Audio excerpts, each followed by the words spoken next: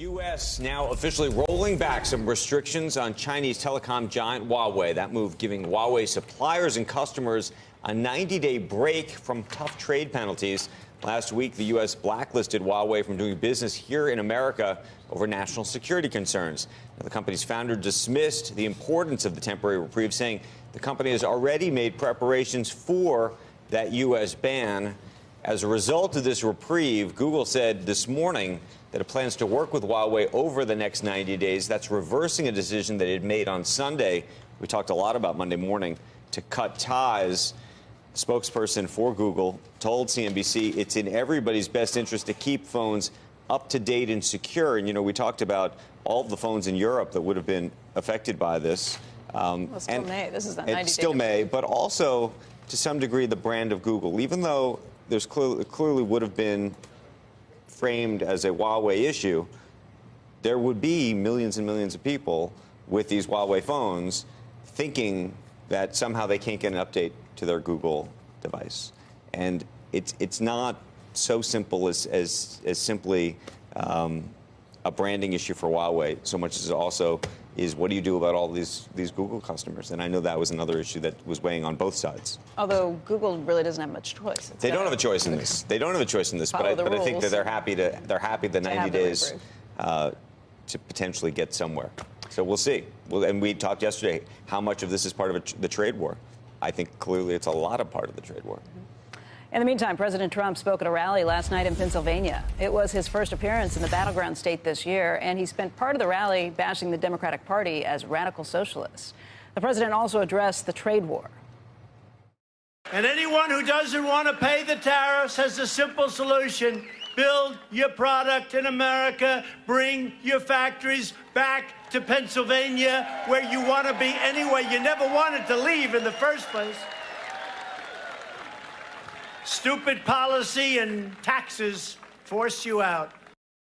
The president also spoke about the Keystone State, acknowledging that it's crucial to win that state for re-election. He mentioned Joe Biden getting into the race, too, and really said that this is a state that he knows is crucial to win. But can I just make a comment about the tariffs? I mean, it's just a lie. It's just a lie that he's trying to bring these jobs back to Pennsylvania, because that's not. He may think that's what he's trying to do, but as we've talked about so much on this program, where are the jobs going? These manufacturing jobs aren't leaving China for Pennsylvania. They're leaving China for Vietnam. They're leaving China for all sorts of other countries. We've been making progress in manufacturing, though, more than we have in years. And the magic wand that's supposed I think the tax bill is probably a big part of changes that have. And the cost of the tariffs are clear, because the cost of the tariffs are being borne by the customers.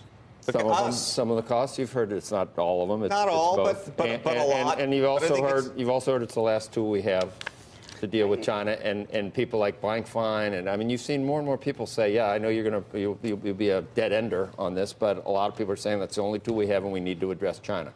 Reasonable people, Jamie Dimon, all kinds of people. But then don't tell the workers who don't have jobs that they're somehow getting jobs because of it. Well, there aren't that many workers left that don't have jobs. In fact, there's more jobs than there are workers at this point. Sure, but then you don't acknowledge that very often. And I think it's thrilling. I think it's wonderful for the country. I just think you can't, if you're going to lie to the American public like that, as bold-faced in such a bold-faced way, it's kind of remarkable. You know, the one thing I thought was interesting, Jan Kniffen did respond a couple of times to us last night, just talking about that Goldman Sachs report that says consumers have been paying the tariffs to this point.